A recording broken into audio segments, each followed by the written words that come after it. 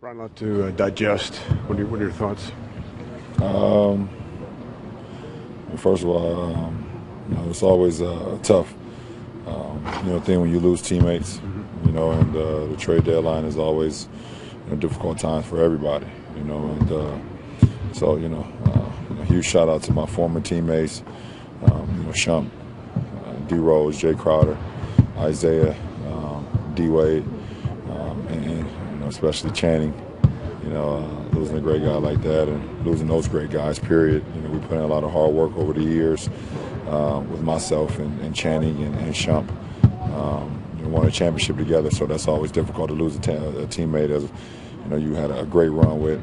Obviously, D Wade. I've been teammates with him before, and then the small little doses that I was able to play with Jay and IT. Obviously, wish it could have been a lot better than it was, but definitely wish all six guys, including D Rose, like I said, the best. Ron, what was your, reaction to the breadth of what they did yesterday? Say that again. What was your reaction or your takeaway from the breadth of what the front office did yesterday in terms of moving six guys, bringing in four new ones? A couple of the guys have longer-term deals. They're younger. What do you take away from what happened? I think we became a younger team, more athletic. We added some more shooting as well. But we have to see how it meshes, obviously. But I like the pieces that we have coming in. Ron, at 33, what's your goal for the rest of your career? To keep playing at a high level. Continue to inspire the youth. And just be the role model that I am on and off the floor. So it doesn't matter what age you are. I think that's always been my DNA ever since I started on this journey. How early were you aware that things of this nature were going on, this many things? I actually found out about it around, what time was it? 12 something. D. Wade actually walked into the practice facility and asked me, did I see what happened? And he thought I was messing around with him when I told him I didn't. And he said it was a trade that happened with our team and that he possibly could be headed out as well. So that's when I kind of found out about it. How tough was that moment with D. Wade, kind of, him kind of being uncertain? Me and D. Wade, that ain't tough. I see him all the time. I'm happy as hell for D. Wade. He get to go back home. I think that's how it should be. I've always felt like that's where his heart and his mind was, and I think it's going to be great for him. I look forward to seeing the footage of him, being announced tonight back in Miami. But obviously it's always when your brother, you're around him every day, and then he has to go back.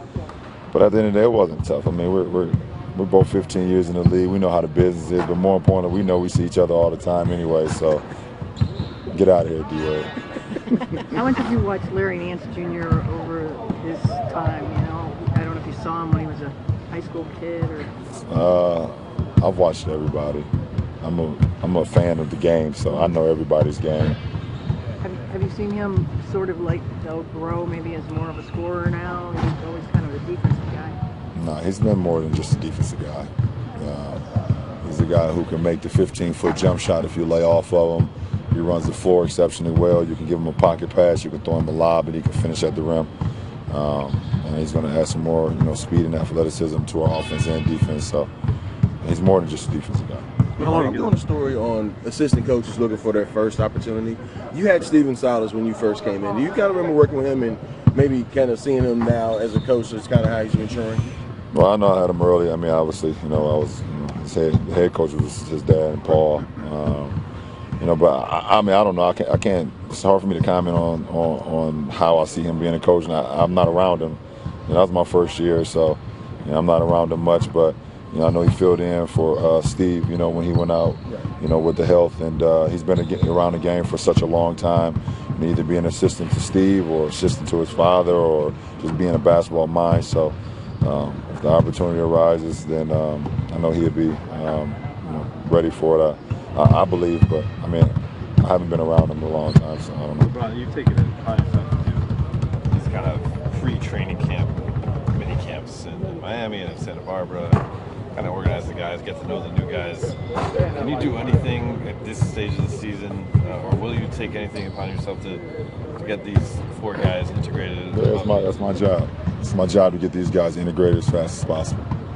I know the coaching staff at Tila is going to do it as well, but it's my job to get these guys on the same page with us, what we want to accomplish, what we want to do. So I look forward to getting them here. LeBron, you talked about being a fan of the youth. Quavo donated a pair of your sneakers back to his local high school. How does that make you feel? You saw my tweet? Yeah. Yeah, well, you know how I felt then. So I love that guy. I love what he's doing in his community. Obviously, as a musician, that's what he gets all the credit for, but I think what he's continued to do in his community, those are the things that last forever, and those are the things that the kids in his old high school and in his community will always remember and put smiles on their faces. So I commend that, and me and Quavo, we're really, really good friends. The last few All-Star games have been blowouts and not very entertaining at the end. Do you think you guys will have a little more sense of pride considering the way you and Steph drafted the teams? Well, we all got pride. It's not, never take that out of question. We look forward to the game.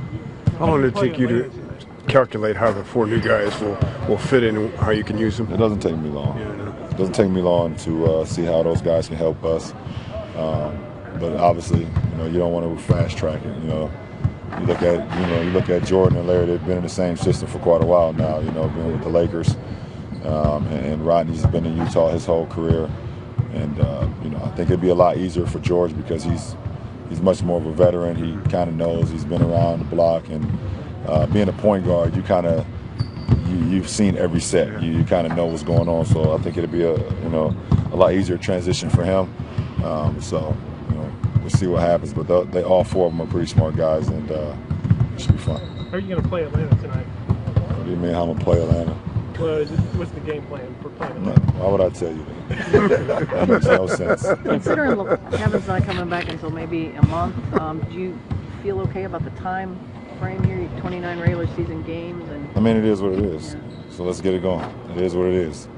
The front office made changes that they felt that best fit this franchise, and it's time to go to work. So it is what it is. Last one, Joe. It's not like do we have enough time? This is the time that we have, so let's make the most of it. LeBron, Isaiah's month on the court, I mean, from a production standpoint, we all saw it didn't work here.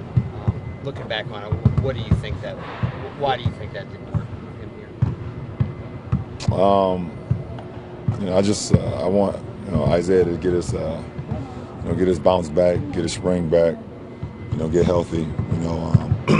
He's kind of being out 7 months is difficult for anybody, and I just felt like he was just playing behind the 8 ball. Not only on the floor, but just trying to get himself back to where he's accustomed to playing. And I wish the best for him. In LA right now in his future. I want him to get that bounce back, get that spring back. And I wish him the best. That's